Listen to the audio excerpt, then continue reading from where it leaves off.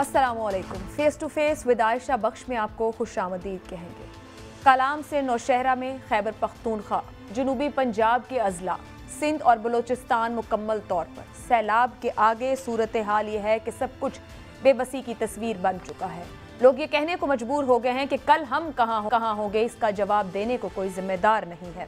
महकमा मौसमियात के मुताबिक 1 जुलाई से 25 अगस्त तक सिंध में मामूल से करीबन 550% ज़्यादा बारिशें हुई हैं और बलोचिस्तान में 250% ज़्यादा बारिशों ने तबाही मचा दी है, जिसकी वजह से कोहे सलेमान के नदी नालों की तुग़यानी ने बस्तियों की बस्तियां ही उजाड़ छोड़ी हैं। दोनों सूबों में सिंध और बलोचिस्तान में हालात ये हैं कि इन तमाम अजला में बारिशों का खड़ा पानी, अर्बन फ्लडिंग और ये तमाम सूरत हाल सड़कें, डैम, नदी नाले तबाह कर गई। सिंध के 23 अजला, बलोचिस्तान के 26 अजला बहुत बड़े पैमाने पर मुतासिर हुए हैं, अभी अंदाज़ा लगाना मुमकिन नहीं। इसी तरह बलोचिस्तान से मुत्तसिल पंजाब और खैबर पख्तूनख्वा के अजला भी सैलाब की जद में है। अफसोसनाक सूरत हाल ये कि बदकिस्मती से शिमाली पाकिस्तान का रुख हो रहा है। दरियाए काबुल और दरियाए सवात में इंतहाई ऊंचे दर्जे का सैलाब है, जिसने खैबर पख्तूनख्वा में खतरे की घंटी बजा दी है।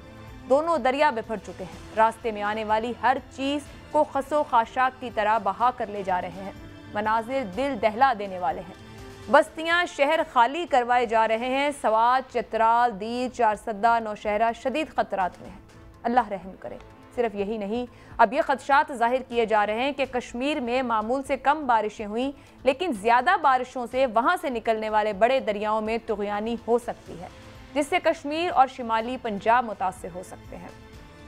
सच पूछिए तो हमारे हुक्मरान, हमारे सियासतदान इस पूरे इम्तिहान में नाकाम नजर आते हैं। हमारी तरजीहात में सैलाब ज़दगान कहाँ पे आते हैं, ये सवाल हम सबको खुद से पूछने की ज़रूरत है। वो सियासतदान जो इस वक्त खड़े होकर ये कह रहे हैं कि इबादत का वक्त है, खिदमत का वक्त है, सियासत तो हर वक्त खिदमत का वक्त है, जो आज कह रहे हैं कि अवाम हमारी तरजीह है और होनी चाहिए। अवाम तो हर वक्त और हर दौर में आपकी तरजीह होनी चाहिए, मगर तरजीहात कहाँ रही हुक्मरानों की, ये नज़र आ रहा है। जो सूरत हाल, ये फ्लड इस वक्त हमारे सामने लेकर आ रहा है। हम अभी बिल्कुल इब्तदाई मरहले में हैं।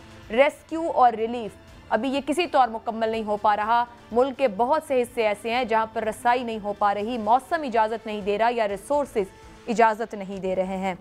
सूरत हाल क्या है पाकिस्तान के तूलो अर्ज में? इस फ्लड सूरत हाल में इमदादी कार्रवाइयाँ किस तौर आगे बढ़ रही हैं? इसके बावजूद कि वफाकी हुकूमत की जानिब से फ़ंड्स इकट्ठा करना शुरू कर दिए गए हैं, सूबाई हुकूमत पंजाब की जानिब से, इसके बाद आर्मी की जानिब से भी अकाउंट दिया गया है, फ़ंड्स इकट्ठे किए जा रहे हैं, रिलीफ कैंप्स लगा दिए गए हैं। लेकिन क्या ये तमाम कोऑर्डिनेटेड एफर्ट्स हैं?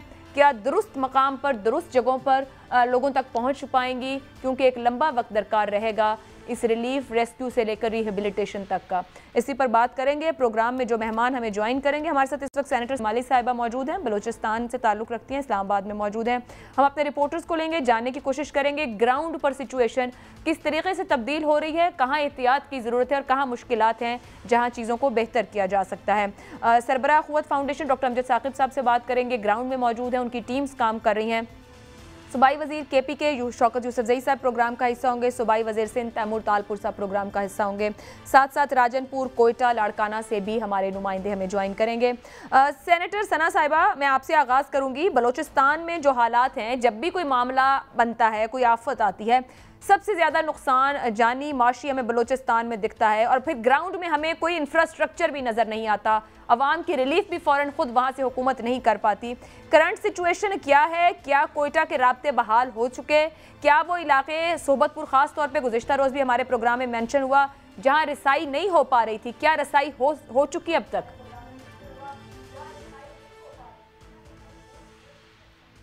आपको पता है पिछले लास्ट 10 डेज से जो बारिश का सिलसिला है और जिस तरह 284 mm बारिश हुई है, जो नॉर्मल रिक्वायरमेंट हमारे पास 50 mm होती है एनुअल रेनफॉल।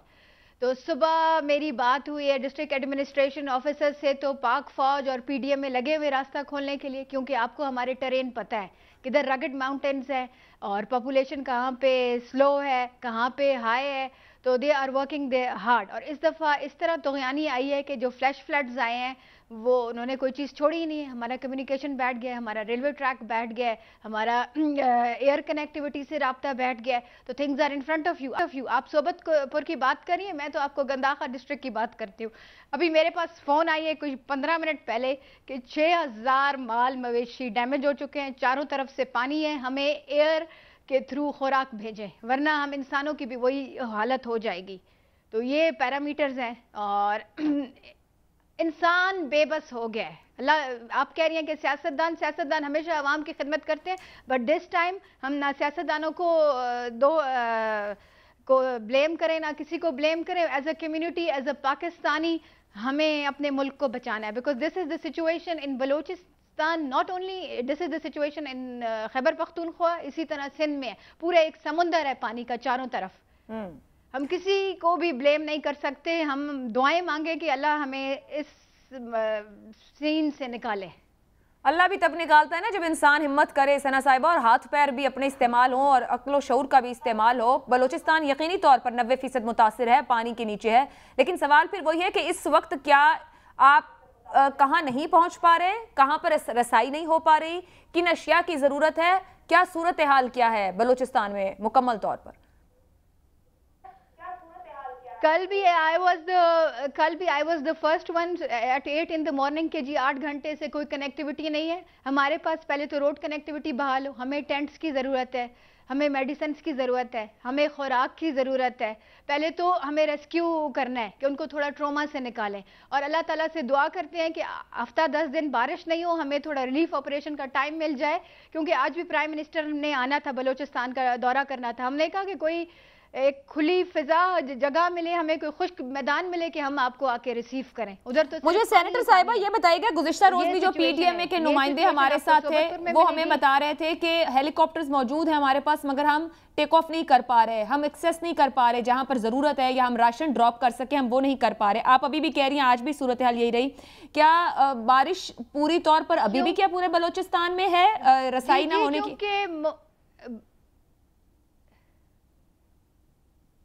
जी, बारिश कुछ आज 70% धूप तो सुबह में आया है, तो उन्होंने रेस्क्यू ऑपरेशन शुरू कर दिया है। तो शुक्र है अल्लाह ताला का, फूड्स रेडी हैं, हेलीकॉप्टर्स रेडी हैं, they are trying their every effort. मैं किसी को नहीं कहूँगी, आई थैंक पाकिस्तान आर्मी जिस ऑलवेज हमारे साथ होती है, I thank PDMA, they are quite working hard. और लेकिन डैमेज इतना है कि उसको टाइम लगेगा। सबसे पहले हमें 3 फेजेस में डैमेज को कंट्रोल करना है। सबसे पहले जो हार्ड अफेक्टेड एरियाज हैं, जो सबसे ज्यादा हिट अफेक्टेड एरियाज हैं, उनको हमने टारगेट करना है। फिर उसके बाद जो सेकंड नंबर पे है, फिर उसके बाद जिनकी डैमेज थर्ड नंबर पे हुई है।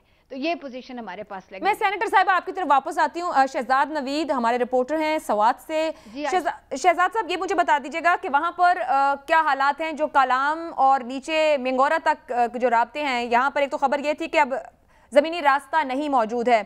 कुछ खबरें और सूरत हाल हमें जो कि मीडिया के ऊपर वीडियोस के जरिए आ रही है, हमें पता चल रहा है कुछ सयाह फंसे हुए हैं, कोई तादाद से मुतालिक अंदाजा, मौसम की सूरत हाल सपोर्ट कर रही है इन सयाहों को निकालने के लिए, रास्ते सपोर्ट कर रहे हैं, नहीं कर रहे हैं?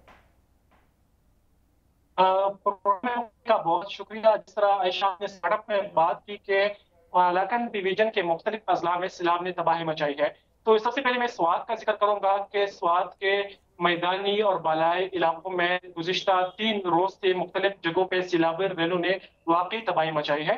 सबसे पहले मैं बात करूंगा स्वात के मैदानी इलाकों की। गुज़िश्ता 4 रोज कबल स्वात के मैदानी इलाकों में बारिश शुरू हो गई, तो लोग समझ यही रहे थे कि ये सर्दी की बारिशें हैं। जब सर्दी शुरू हो जाती है तो स्वात में नॉर्मली इस तरह बारिशें शुरू हो जाती है, तो लोग काफी एंजॉय कर रहे थे, मुख्तलिफ होटल्स पे वो विजिट कर रहे थे, गाने शाने कर रहे थे, बहुत एंजॉय कर रहे थे। जब रात हो गई तो बारिश कंटिन्यूसली बहुत तेज हो गई। तो फिर जब सुबह 9:40 हो गए तो स्वात में 2 जगहों पे रैली निकल गई। एक जो जाम्बिल से होकर मिंगौरा निकला, दूसरा मरगजार एक सियाहती मकाम है, वहां से निकलकर दोनों रैली एक ही टाइम में मिंगौरा सिटी पहुंच गए। तो इसमें जो स्वात की मिंगौरा शहर के जो मुख्तलिफ इलाके हैं, मुलाबाबा, लंडिकस, बांग्लादेश और साथ में दीगर जो मुख्तलिफ इलाके हैं, वो बहुत मुतासर हो गए। वहाँ के मकामी लोगों के साथ जब हमारी बात हुई, वहाँ पर खुद मैंने विजिट किया, मैंने लोगों की घर देखी, तो वो सैलाबी रैली से बहुत मुतासर हो गए थे। वहाँ के मकामी लोगों के साथ मेरी बात हुई कि यार आपके घर तो उजड़ गई है, आप क्या करेंगे? वो कह रही थी कि जब हम सुबह सो रहे थे तो अचानक हमारे घरों में पानी दाखिल हो गई। हमने उस टाइम अपनी जान की फिक्र की, हम ऊपर छतों पे चढ़ गए, हम बाहर निकल गए, हम दूर भाग के अपने आप को बचा लिया। पिंगौरा शहर में अब तक 200 से ज्यादा मकानात जो है वो सैलाबी रेलों से मुतासर हो गई है। साथ में दरिया के किनारे एक बच्ची थी जिसकी उम्र 7 साल थी, वो भी सैलाबी रेलों में बह चुकी है। उनकी लाश को फिर उड़ीग्राम एक जगह है स्वात में, तो वहां से बरामद कर ली गई। फिर यूं हुआ कि मिंगौर शहर के बाद मुसलसल जब बारिशें हो रही थी तो स्वात के जो बालाई इलाके हैं, कालाम, यादम, जो पिशमाल है, वहां पे फिर जो मुख्तलिफ रैली निकल गई। पहले मिंगोरा सिटी को उसने इफेक्ट किया, फिर इसके बाद बालाई इलाकों को वो इफेक्ट करने लगे। फिर कलाम में इस तरह हुआ कि कलाम में रात को मुसलसल बारिशें हो रही थी। लोग पहले से खबरें चल रही थी कि कलाम में फ्लड आने वाला है। मैंने मुख्तलिफ जो क्लाइमेट एक्सपर्ट हैं उनके साथ बातचीत की, उनसे मैंने रब्ता किया कि इस तरह कुछ है, तो कह रही थी कि इन दिनों में इस तरह वाकयात हो सकती है। तो फिर यूं हुआ जिसका डर था कि रात 3 बजे शहजाद, मुझे बताइएगा कि जो सयाहों से मुतालिक खबर है उनको रेस्क्यू किया जा सकता है, मौसम सपोर्ट कर रहा है, या उनको रेस्क्यू करना और वहां से निकालना फिलहाल मुमकिन नहीं है? जमीनी हकीकत क्या है इस मामले की? अच्छा, इससे पहले मैं यही बताऊंगा आपको कि कलाम में अब तक 150 से ज्यादा बच्चे, खवातीन, सयाह, 150 से ज्यादा सयाह उधर पहुंच चुकी है। इसको निकालने के लिए अगर जमीन राब्ता इख्तियार किया जा सकता है तो वो नामुमकिन है, क्योंकि कलाम तक मिंगोरस को कनेक्ट करने के लिए इसके बीच में 15 ब्रिजेस है, वो मुकम्मल तौर पर सैलाबी रेलों में बह चुकी है। वहां पे कोई राब्ता सड़कें नहीं है। और साथ में आज वज़ीर आला खैबर पख्तूनख्वा महमूद खान ने स्वात का विजिट किया। उन्होंने जब हमारे साथ बात उन्होंने की तो वो ये कह रहा था कि हमारा और सूबाई हुकूमत का जो हेलीकॉप्टर है, MI हेलीकॉप्टर, वो मैंने खुद इमदादी सरगर्मियों के लिए इस्तेमाल करने दिया है। अब उन लोगों को पहले हम खुराक पहुंचाएंगे, फिर इसके बाद इस हेलीकॉप्टर में उनको रेस्क्यू किया जाएगा। लेकिन अभी अगर ताज़ा तरीन सूरत हाल के हवाले से मैं बताता चलूँ तो अब से 5 मिनट पहले मैं कलाम के मकामी लोगों के साथ बात की, तो वहां से फिर बारिशें शुरू हो गई है कलाम में, और जो दरिया स्वात का जो फ्लो था उसमें मुसलसल फिर से इजाफा हो रहा है। मकामी लोग वहाँ खूब कोई रास है, मकामी लोग दोबारा। और शहजाद, क्या बारिशों से मुतालिक खबर है कि ये स्पेल चलेगा या छोटा स्पेल है, खत्म हो जाएगा, धूप के चांसेस? आयशा, बेसिकली इस तरह है कि यहाँ की जो महकमा मौसमियात है और जो मेट्रोलॉजिस्ट है उनके साथ जब हम कांटेक्ट में रहते हैं तो उनका यही मौक़िफ़ है कि जो बारिशों का जो सिलसिला है वो कल शाम तक इस तरह जारी रहेगा। और जो बालाई इलाके हैं, कालाम, यादम, पिशमाल, वहां पर तो बूथ की शाम तक जारी रहने का इम्कान है। बहुत शुक्रिया शहजाद, हम दुआ करेंगे अल्लाह ताला रहम करे इन हालात में उन तमाम लोगों जो बेघर या इस वक्त छत के बगैर हैं, और आसानी हो उन लोगों तक मदद पहुंचने में, और ये कोऑर्डिनेटेड एफर्ट के जरिए हम लोगों को निकाल सकें, ग़िज़ा उन तक पहुंच सकें। अख़वत फाउंडेशन के सरबराह डॉक्टर अमजद साकिब साहब भी हमारे साथ मौजूद हैं। डॉक्टर साहब, बहुत शुक्रिया वक्त निकालने के लिए। आप भी ग्राउंड पर अपने जवानों के साथ, लोगों के साथ, वॉलंटियर्स के साथ मौजूद हैं, चीज़ों को बहुत करीब से देख रहे हैं। ये फरमाइएगा कि तरजीहन इस वक्त लोगों को रेस्क्यू करने और रिलीफ के लिए किन इक़दामात की ज़रूरत है, और क्या किसी हद तक जो ऑर्गेनाइजेशंस और गवर्नमेंट्स कोशिश कर रही हैं, एफर्ट्स कामयाब होती दिख रही हैं? डॉक्टर साहब से गालिबन राब्ता मुनक़ता हुआ है हमारा। कोशिश करते हैं कि डॉक्टर अमजद साकिब साहब से दोबारा हो सके। सेनेटर सना साहिबा, जिस तरह अभी हम सवात की भी सिचुएशन यही है कि दुआ की जा सकती है कि आसानी हो और जिन लोगों तक राब्ता नहीं हो पा रहा या एक्सेस या पहुंच नहीं हो रही वो हो सके। ये फरमाइएगा कि इस वक्त कहीं ना कहीं, जैसे मैं अभी सवाल भी कर रही थी, कल और आज में हम जब अपनी सियासी जमातों को, हुक्मरान जमातों को देख रहे हैं, क्योंकि मुख्तलिफ सूबों में मुख्तलिफ जमातें मौजूद हैं, तो ऐसा।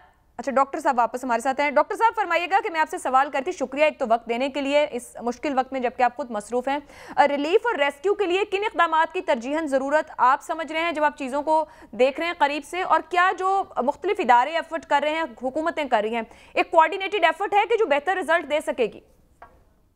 जी, मैं आपको बात कर रहा हूँ कि मैं कल राजनपुर के जी रहा और आज अल्हम्दुलिल्लाह मैं डीजी खान को मैंने सूरत हाल को देखा है। तो इस वक्त पहली चीज तो यही है कि उनको खाना मिले। खाना मिलने के लिए कोई अल्हम्दुलिल्लाह मुझे कहीं कमी नजर नहीं आई। यहाँ पर मुकामी लोगों ने भी हिम्मत की है, NGO ने भी हिम्मत की है, बहुत सारे और अदारों ने भी हिम्मत की है, तो खाना उनको मिल रहा है, नंबर 1। उसके बाद ये है कि अब ये खाना रोज तो नहीं मिल सकता, कम से कम 1 महीने का उनके पास राशन होना चाहिए, या उनके पास इतना कैश होना चाहिए 4-5 हज़ार रुपए के 1 महीना। वो अगर मुस्तकिल ये पानी जब तक नीचे नहीं जाता और अपने घरों को नहीं लौटते तो उनको वो मिल जाए। तो एक ये दूसरी जरूरत है।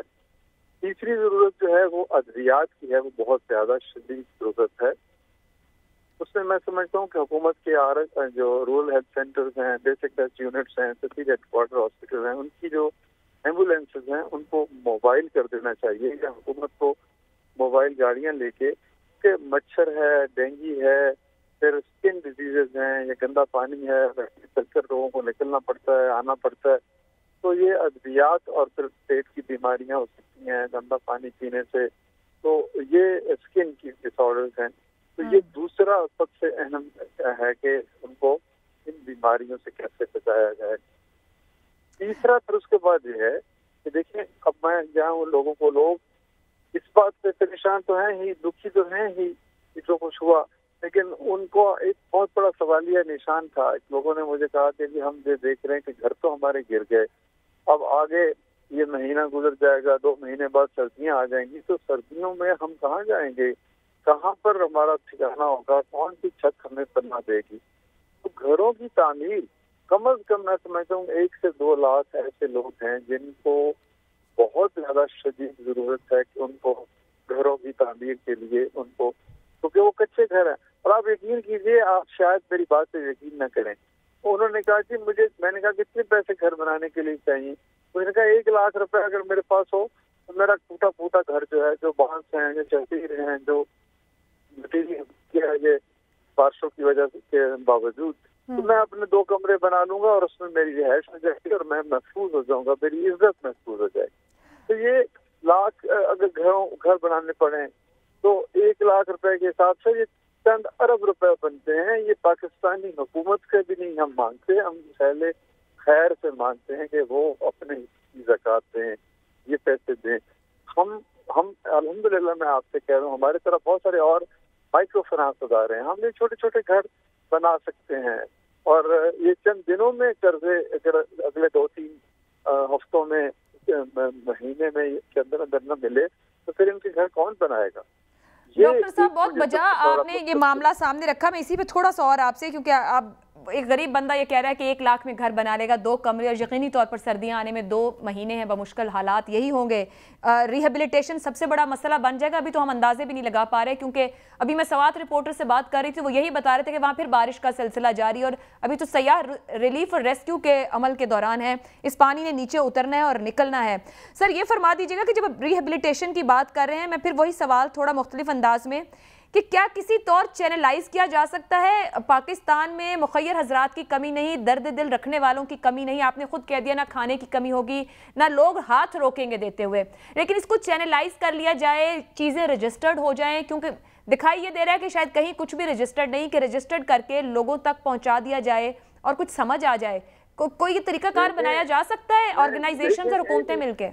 ये रजिस्ट्रेशन की क्या जरूरत है? कौन करेगा? ये डेटाबेस कौन बनाएगा? कौन MIS चंद दिनों में बनाएगा? ये नहीं हो सकता इस वक्त फौरी तौर पर। ये तो एंटिसिपेटरी एक्शन है। आज से 6 महीने, साल, 2 साल, 5 साल पहले प्लानिंग होनी चाहिए कि गरीब आदमी को रजिस्टर किया जाए और उसकी रजिस्ट्री डेटाबेस हो जहाँ पर लोग चाहें। सिविल सोसाइटी ऑर्गेनाइजेशन को रजिस्टर किया जाए, उनके फॉर्मल और इनफॉर्मल एपेक्स इंस्टीट्यूशन बनाई जाएं। कुछ एग्जिस्ट करती हैं लेकिन ज्यादा नहीं करती। तो इस वक्त जो काम हो रहा है वो काम होने दीजिए, वो हो रहा है।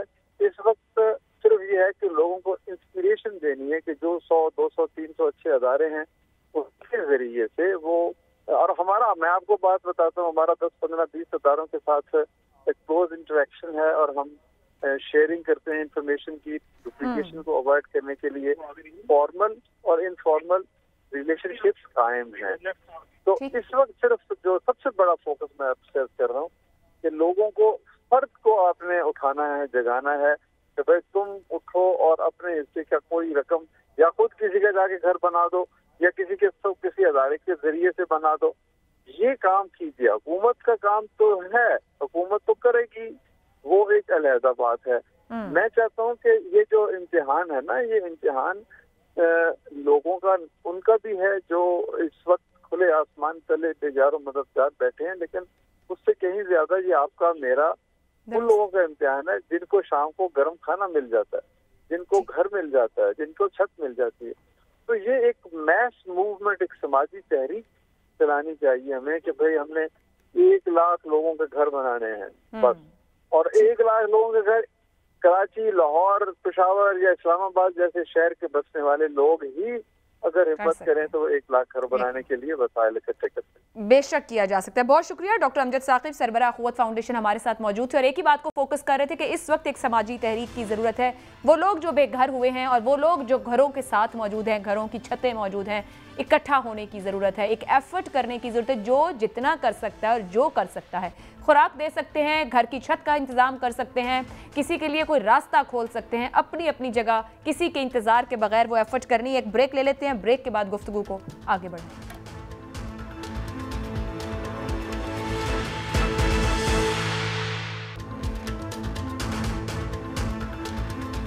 प्रोग्राम में आपको एक बार फिर खुशामदीद कहेंगे। हमारे साथ सेनेटर सना जमाली मौजूद हैं, bureau chief Quetta GNN Rashid Baloch भी हमारे साथ मौजूद हैं, शहजाद फरीद भी हमारे साथ हैं लाड़काना से। जान लेते हैं कि ज़मीनी सूरत हाल क्या है। रशीद साहब, पहले आप मुझे बताइएगा कि कोयटा के राब्ते किस हद तक बहाल हो सके हैं, किस तरह की इमदाद या इस वक्त सूरत हाल है, कहाँ रिलीफ दरकार है, और मजमूई तौर पर बलूचिस्तान से सूरत हाल से मुतालिक क्या अपडेट कर सकेंगे? जी देखें आयशा, बात यह है कि अब इस वक्त जो मैं आपसे बात कर रहा हूँ, कोयटा से सिंध का जो है रास्ता वो कट चुका है बोलान के एरिया में, जहाँ पे 2 पुल गिर चुके हैं, अब तक उनकी बहाली नहीं हो सकी है। इसके अलावा कोयटा और ईरान जाने वाली जो रोड है तफ्तान है, वो भी नोशकी के मकाम पे 2 जगह पुल टूट चुकी है, वहाँ पे भी तकरीबन सैकड़ों के हिसाब से मुसाफिर फंस चुके हैं, अभी तक उनकी बहाली नहीं हो सकी है रास्ते की। इसके साथ साथ ही DI खान जाने वाली जो बलूचिस्तान से रास्ता है, DI खान और DG खान, वो भी रास्ता मुख्तलिफ जगहों पे पुल टूटने की वजह से वो भी रास्ता बंद है। तो आप यूँ कह सकते हैं कि बलूचिस्तान या कोयटा का राब्ता जो है दूसरे इलाकों से या पूरी दुनिया से कट चुका है। इसके अलावा कोयटा में सिवाय एक मोबाइल नेटवर्क के बाकी तमाम मोबाइल नेटवर्क काम नहीं कर रहे हैं। आपका लैंडलाइन का जो भी सिस्टम है, फाइबर ऑप्टिक्स, वो भी तबाह हो चुका है, वो भी नहीं हो सकी है। इंटरनेट के मुख्तलिफ जो ज़राए हैं वो भी तकरीबन मुअत्तल हो चुके हैं। 2 दिन कबल जब कोयटा में बारिश शुरू हुई थी, अगले 48 घंटों में कोयटा के करीब जवार के जो इलाके हैं वो ज़ेर आब आए हैं। अभी कुछ देर पहले जब आपसे बात करने से पहले मैं किसी इलाके में गया था जो अन्ना उड़क के लिए जाता है, कोयटा से कोई 10 से 15 किलोमीटर शायद उसकी मुसाफत हो। वहाँ जब मैं पहुँचा तो वहाँ मैंने देखा कोई 15 से 20 घर ऐसे हैं जो गिर चुके हैं, मुकम्मल तौर पर जो है मुतासर हो चुके हैं। उन फैमिलीज़ को, उनके अजीज़ व अकारिब जो के लोगों में जो है वो घरों को जो है उनको वो मुंतकिल किया गया है। वहाँ जब मैंने पूछा उनसे कि आपको कोई इमदाद मिली है, उन्होंने कहा कि इमदाद तो अब तक हमें नहीं मिली है। बहरहाल जो हमारे अजीज़ व अकारिब थे वो जब हमने अपने बच्चों को या फैमिलीज़ को वहाँ शिफ्ट कर दिया है। रशीद साहब, ये फरमाइएगा कि इमदादी सरगर्मियाँ जब आप बता रहे हैं कोयटा या मजमूई तौर पर बलूचिस्तान से, तो मैं आपसे ये जानना चाहूँगी क्या वहाँ से मुंतखब नुमाइंदे, सियासतदान, MPAs, MNAs वो कहीं किसी रिलीफ वर्क में लोगों के साथ शाना बशाना उनको बाहर निकालते, मदद करते इस मुश्किल घड़ी में कहीं मौजूद हैं? और हैं तो वो कौन लोग हैं? हम बिल्कुल बताना चाहेंगे कि अपने लोगों के साथ खड़े हैं ये लोग।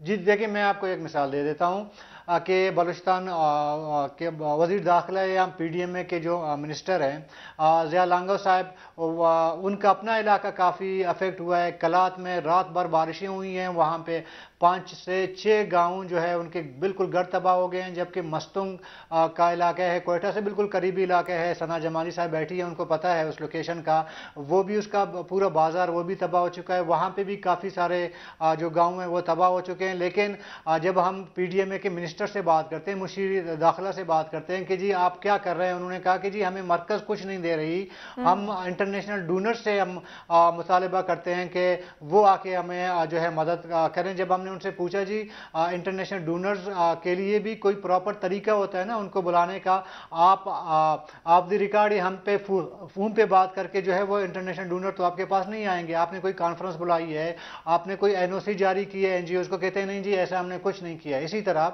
अगर हम देखें बलूचिस्तान के अक्सर जो इलाके हैं ना वहाँ पे मुंतखब नुमाइंदे या तो मौजूद नहीं हैं, अगर मौजूद हैं तो सना आयशा बख्श में आपको ये बात बता दूं कि कहीं कहीं हमें ये रिपोर्ट्स भी मिली है कि जो इलाके के एमपीएज हैं जो फंड उन्हें मिली है बलूचिस्तान हुकूमत की जानिब से, वो पहले जाते हैं अपने चार दीवारी में अपने गेट रूम के अंदर घरों में उनको रिजर्व कर देते हैं। उसके बाद वो जब उनका दिल चाहता है कहाँ उनको तकसीम करनी चाहिए तो उसके जो करीबी लोग हैं उनको तकसीम करते हैं टेंट वगैरह। ये ठीक है रशीद, हमारे साथ रहेगा। ऐसी खबरें हमारे पास सिंध से भी मौजूद हैं कि जहां इकट्ठा कर लिया जाता है सियासी लीडर के घर पे सारा सामान और फिर वहां से पर्चियां दी जाती हैं कि फलां बंदा आए और सामान ले जाए। मैं सेनेटर सना साहिबा को शामिल कर लूंगी। सेनेटर साहिबा, जिस तरह हमें ये रशीद साहब भी बता रहे हैं कोयटा से और अपडेट कर रहे हैं, फंड्स का इंतजार है तो हर सूबे के पास डेवलपमेंट फंड्स भी पड़े होते हैं। क्या बलूचिस्तान में उन डेवलपमेंट फंड्स को इस रिलीफ वर्क के लिए इस्तेमाल करने से मुतालिक कुछ अपडेट कर सकेंगे कि ये सोचा गया है? वो ये बता रहे हैं कि इंटरनेशनल डोनर्स का इंतजार किया जा रहा है। सूबे के पास अपना डेवलपमेंट फंड मौजूद होता है, फौरी तौर पर उसको इस्तेमाल किया जा सकता है। कोई ऐसी खबर है बलूचिस्तान से?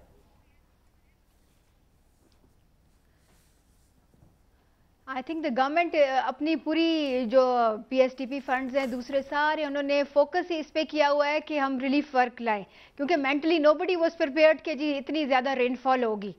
और जैसे वो कह रहे हैं कि जी सियासतदान और वो 2 दिन में सोबतपुर भी आर्मी में को टेक ओवर हो जाएगा, जाफराबाद भी आर्मी को टेक ओवर हो जाएगा, जैसे प्रेस रिलीज हुई है prime through the ISPR and the prime minister office. तो now the everything Pakistan army will be distributing fund donation, वो खुद करेंगे। मतलब बलूचिस्तान हुकूमत वहां पर कुछ भी नहीं कर रही है? हेलो सेनेटर सना, बलूचिस्तान हुकूमत इस कर रही है, PDMA is working collaborating 24 hour with them. Okay, हमारे साथ शहजाद फरीद लाड़काना से मौजूद हैं। शहजाद PDMA जी प्रोवाइड कर रही है। ठीक है, मैं वापस आती हूँ सेनेटर सना साहब। शहजाद मुझे बताइएगा, लाड़काना से कुछ हमारे पास वीडियोस और फुटेजेस जो सोशल मीडिया पे भी वायरल हो रही हैं, मजमूई तौर पर भी कुछ खबरें ऐसी चली कि पानी के रास्ते को रोका गया, डाइवर्ट किया गया, असर और रसूख वाले लोगों की फसलों से हटाया गया और आबादियों की जानिब किया गया। लाड़काना में रिलीफ वर्क की क्या सूरत हाल है और क्या जो लोग मुतासिर हैं उनको मैरिज के को और बाकी मामलात को देखे बगैर वहां तक इमदाद पहुंचाई जा रही है? ये जैसा मैं कह रही हूँ कि पर्चियां पहले निकाली जा रही हैं कुछ लोगों के घरों पर और फिर कोई बंदे हैं जिनको पर्चियां दी जाती हैं और फिर उनको इमदाद दी जा रही है।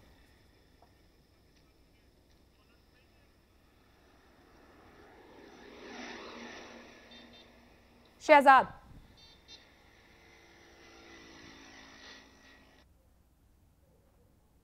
शहजाद फरीद के साथ हमारा गालिबन राब्ता मुनक़ता हुआ है। कोशिश करेंगे कि लाड़काना से जान सकें, क्योंकि सिंध के अंदर से भी कुछ ये खबरें रिपोर्ट हो रही हैं कि वहाँ पर पानी के रास्ते कैसे रोके गए या फिर मोड़े गए हैं, जिस बाइस भी आबादियों को नुकसान पहुँचा है।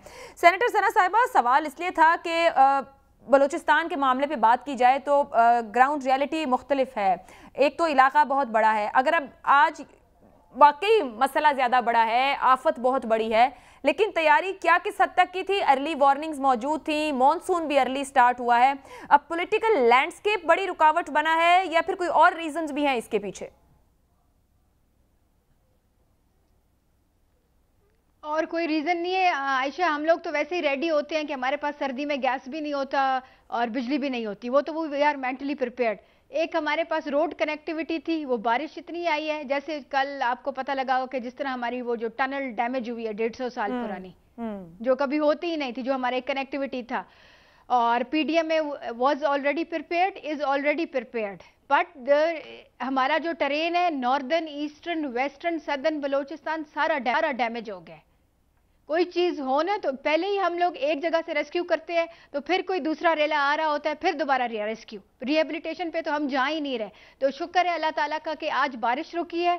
PDMA और पाक फौज और इंटरनेशनल डोनर्स अखुवत उधर कम काम कर रही है। अल खिदमत वालों का मेरे पास फोन आया, हमने कहा जी जैसे ही रास्ता खुलेगा you will be the first one two contact. इस तरह कोर ऑर्गेनाइजेशन है वो, और जो हमारा सोशल सेक्टर है ऑल ओवर पाकिस्तान, उन्होंने डोनेशंस इकट्ठी करने शुरू कर दिए। और बलूचिस्तान की जो अपनी सोशल कम्युनिटी है, अपने बेस पे वो इस तरह ही हेल्प आउट और वो अपने लोगों के लिए बाहर निकल के आ गए हैं, क्योंकि ये टाइम नहीं है कि हम गवर्नमेंट को ब्लेम करें, ये टाइम नहीं है कि हम किसी और इदारे को ब्लेम करें ना। वी हैव टू हैव एक स्ट्रांग एक होना चाहिए, क्योंकि हमने उन लोगों को भी हिम्मत देनी है। जैसे अभी अखवत के जो हमारे चेयरमैन थे वो कह रहे थे कि हमें इनके लिए घर बनाना है, मैं उनसे टोटली एग्री करती हूँ। लास्ट फ्राइडे को हमारा सेनेट सेशन जो प्रोग हुआ था, मैं शहबाज गिल की खातिर हम जा रहे थे कि इंटरनेशनल कम्युनिटी और पाकिस्तान का जो इंडस्ट्रियल सेक्टर है वो अपना एक दिन का प्रॉफिट दे और बैंकिंग सेक्टर हमें भी कुछ भी नहीं दे थ्रू पाकिस्तान आर्मी, या और खुद आके इसमें इन्वॉल्व हो और एक एक बंदों को अपना घर बना के दे। ठीक है, मैं आती हूँ सेनेटर साहिबा, हम एस्टिमेट्स के ऊपर भी बात करते हैं कि हेल्प आउट की जरूरत है, as a Pakistani community help out करें। ठीक है, शहजाद फरीद लाड़काना से हमारे साथ है। शहजाद, लाड़काना में अब सूरत हाल क्या है? क्या रिलीफ वर्क तेजी से आगे बढ़ रहा है, लोगों तक पहुंच पा रहा है, या फिर मैं जैसे पहले सवाल कर रही थी कि असर और सूख वालों का असर ज्यादा है लोगों को रिलीफ देने में, पानी के रास्ते मोड़ने में, या और बहुत सी चीजों के इस्तेमाल में?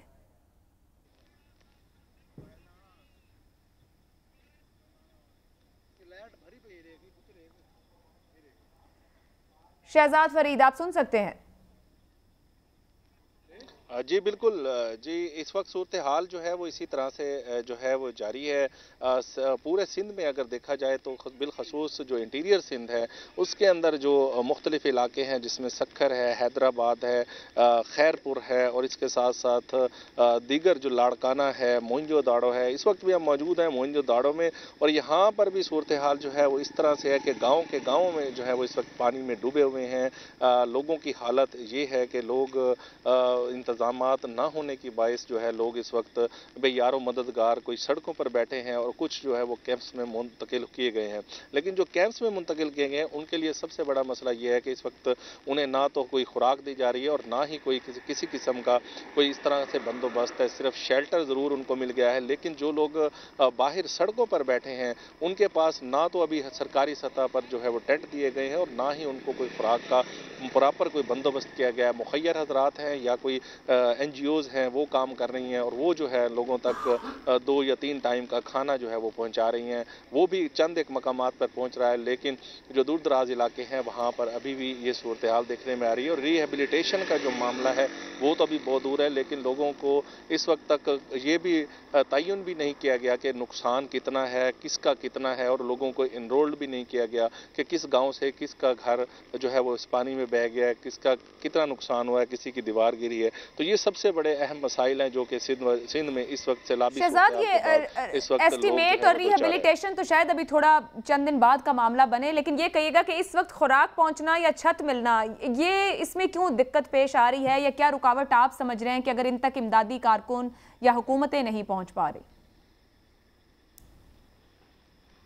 जी ये सूरत हाल बिल्कुल इसी तरह से है कि लोग जो हैं वो लोग तो अपनी सतह पर जो है वो कोशिश कर रहे हैं। इसमें अहम बात यह है कि मुंतखब जो नुमाइंदे हैं वो जो है लोगों से हमारी जहाँ जहाँ भी हम जा रहे हैं और लोगों से हमारी बात हो रही है सैलाबी सूरत हाल के इस मुश्किल घड़ी में, लोग जो है वो बिल्कुल नाला हैं। उनके जो मुंतखब नुमाइंदे हैं जिनको उन्होंने वोट किया था वो मुंतखब हुए हैं, लेकिन वो कहीं भी नज़र नहीं आ रहे। और इसमें जो अहम बात, जो सबसे अहम बात इस वक्त सामने आ रही है, NDMA और PDMA के जो किरदार है वो भी अभी तक जो है उस तरह से नज़र नहीं आ रहा जिस तरह से आना चाहिए था, जिस वजह से ये इदारे बनाए गए। और इन इदारों के जो रिस्पॉन्सिबिलिटीज़ थी उस तरह से सामने नहीं आ रही। सिंध में बुरे हालात हैं, इस हवाले से मज़ीद बारिशों की भी पेशन गोई है, लेकिन गुज़श्ता 24 घंटों के दौरान बारिश नहीं हुई, जिसके बायस आज जो है वो मुकम्मल तौर पर धूप निकली है, सारा दिन शाम तक धूप रही है। तो उस वजह से लोगों को काफ़ी रिलीफ मिला है, क्योंकि मुसलसल बारिश के बायस भी लोग परेशान थे। पहले ही पानी में घिरे हुए थे, कई फुट जो है वो गांव में पानी खड़े थे। लोग जो है वो अपना जो बाकी बचा हुआ सामान था उस तक नहीं पहुंच पा रहे थे। बहुत शुक्रिया शहजाद फरीद, हमें अपडेट कर रहे थे सिंध के हालात। और अभी भी ऐसे लोग हैं जहां तक फूड, खुश खुराक पहुंचना या फिर छत यानी कि खैमों का पहुंचना ज़रूरी है, लेकिन समझ रहे हैं कि उस तरीके से नहीं पहुंच पा रहे हैं। सेनेटर सना साहिबा, क्या इस वक्त मैसेज दिया जा सकता है जब हम कह रहे हैं कि कोऑर्डिनेटेड एफर्ट हो, लोग आगे बढ़ें, अपना अपना हिस्सा डालें, अब बलूचिस्तान को लेकर किस तरीके से चीज़ों को मजीद बेहतर किया जा सकता है और आप क्या समझ रही हैं? आपके पास हर पल की खबर पहुंच रही होगी, बलूचिस्तान में रुकावट या किस चीज़ की पहले ज़रूरत दरकार है जिस पर तवज्जो की जाए और उसके बाद स्टेप बाय स्टेप आगे बढ़ा जाए? मैं जिस चीज़ से एज अ पाकिस्तानी, मैं बलूचिस्तान की नहीं बात करूंगी, मैं एज अ पाकिस्तानी बिकॉज मैं मेंबर हूं फेडरेशन की, तो मैं उस तरीके से आपको करूंगी क्योंकि मेरा लाड़काना के साथ भी 24 आवर राब्ता है। सबसे पहले हमें अपनी हिम्मत नहीं हारनी चाहिए। हम इस फेज से निकल सकते हैं, ना कि हम किसी अवामी नुमाइंदगी को, ना किसी को भी हम ब्लेम नहीं करें, बिकॉज डिज़ास्टर इतना है कि आप भी जाएंगे तो आपके लोगों के भी रोंगटे खड़े हो जाएंगे। हमें सबसे पहले रेस्क्यू करना चाहिए और चाहे जिधर भी हो उनको फूड देना चाहिए, उनको खुराक देनी चाहिए। सेकंड फेज पे मैं स्ट्रेस करूंगी कि एक master plan government of Pakistan with provincial government and with international donors आएँ और बैठें और इनको हम छत दें। तीसरी बुनियाद पे बहुत से ऐसे सफ़ेद पोश हैं, गरीब आदमी तो बोल सकता है मेरे पास खाना नहीं है, खुराक नहीं है, पर उन सफ़ेद पोश घरानों का भी हमने इज्जत रखनी है कि उनके लिए भी हम एक्सेस करें। तो इस तरीके से एक हम अवाम को मैसेज देंगे कि हम आपके साथ ठहरे हुए and we gonna work together और हम इस फेज से निकल आएंगे। हम कोविड से अच्छे तरीके से निकल आए थे तो इससे भी निकल आएंगे इंशाल्लाह। ऑब्वियसली एक हफ्ता टेंशन होता है, 10 दिन, तो we gonna pick up the things. ठीक है, सूबाई वजीर केपी शौकत यूसुफजई साहब इस वक्त हमारे साथ मौजूद हैं। शौकत साहब बहुत शुक्रिया वक्त निकालने के लिए। इस वक्त दो हुकूमतें दो सूबों में पाकिस्तान तहरीक इंसाफ के पास हैं, आप केपी को यकीनन रिप्रेजेंट कर रहे हैं। पीटीआई की जानिब से अब टेलीथॉन और फंड रेजिंग की भी बात की गई है। एक तो ये बता दीजिएगा मुझे कि मजमूई तौर पर केपीके में हालात क्या हैं, रिलीफ वर्क के ऊपर कितनी कहा जाए कि पहुंच है पूरी तौर पर, और दूसरा जो पीटीआई टेलीथॉन करने जा रही थी उसे फंड इकट्ठा कर कर वफाक का हिस्सा बनेंगे आप लोग या फिर पंजाब और केपीके की गवर्नमेंट तक महदूद होगा? देखिए जी, पूरे पाकिस्तान में नुकसान हुआ है सैलाब से और जाहिर है हर सूबे में नुकसान हुआ है और केपी के अंदर हमारी तवक्कुआत से बहुत ज्यादा नुकसान हुआ और इसमें जो सबसे ज्यादा डैमेज हुए हैं वो हमारी सड़कें हैं, जो कुछ एनएचए के साथ हैं, कुछ हमारे अपने लोकल हैं CNW के साथ, और इंफ्रास्ट्रक्चर तकरीबन मैं समझता हूँ कि बहुत ज्यादा डैमेज हुआ है।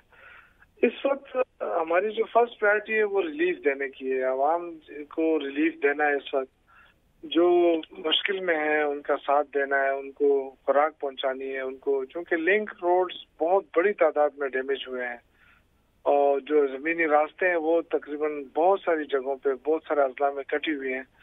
वो लोग मुंतजिर खुराक की, अब हम कोशिश ये की जा रही है कि जितने भी हमारे डिप्टी कमिश्नर हैं और वो सारे लोग जितने भी रेस्क्यू टीमें हैं, जो हमारे सिविल डिफेंस के रजाकार हैं, जो पीटीआई के लोग हैं, सब कोशिश की जा रही है कि बिला तफरीक लोगों को ये खुराक की चीजें और जो जरूरियात जिंदगी वो पहुंचाई जाए।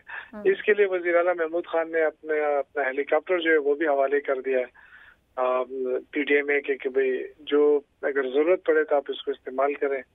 और डिप्टी कमिश्नर साहिबान से कहा गया कि जहाँ ऐसी जगह है जहाँ पे आप खुराक नहीं पहुंचा सकते या अद्वियात या और कोई चीजें, तो आप जरूर इत्तला करें ताकि हम भाई हेलीकॉप्टर वहाँ पहुंचाएं। तो मुश्किल सूरत हाल है। आज वज़ीर आला सारा दिन, क्योंकि स्वात में बहुत ज्यादा डैमेज हुआ है, कालाम, बहरैन, इन इलाकों में बहुत ज्यादा नुकसान हुए हैं, तो आज पूरा दिन उन्होंने वहाँ भी गुजारा। और हम कल गए थे, साथ हमारे साबिक वज़ीर-ए-आज़म इमरान खान भी थे, DI खान, टांग बहुत ज्यादा मुतासर हुआ है। वज़ीर आला साहब, हम सब ने वहाँ दौरा भी किया और खुद महमूद खान ने ये चीज देखी और वो हेलीकॉप्टर में बता भी रहे थे कि बहुत ज्यादा अफसोस हो रहा है कि टांग पूरा डूबा हुआ था पानी। तो ये मुश्किल सूरत हाल है। इसमें शौकत साहब, अभी सूरत हाल क्या है? नौशहरा से पानी निकल गया है, यानी कि रैले ने आगे का रुख कर लिया है, या अभी मजीद क्रिटिकल टाइम है? देखिए, अभी तक तो मैं अभी तकरीबन कोई 5-10 मिनट हुए हैं कि मैं नौशहरा से अभी पेशावर पहुंचा हूँ। अभी तक पानी मौजूद है और ये एक्सपेक्ट किया जा रहा है कि जैसे हमारा मुंडा हेडवर्क से या उसका है अमानदारा हेडवर्क से गो कि वहाँ पानी का लेवल आहिस्ता आहिस्ता कम हो रहा है और ये एक्सपेक्ट किया जा रहा है कि यहाँ पे भी उसका असर पड़ेगा, पानी कम होगा। आज तकरीबन कोई 3,15,000 क्यूसेक तक पानी आया है। तो अभी शाम तक उन्होंने कहा कि 5-6 इंच लेवल कम हुआ है पानी का सुबह के मुकाबले में।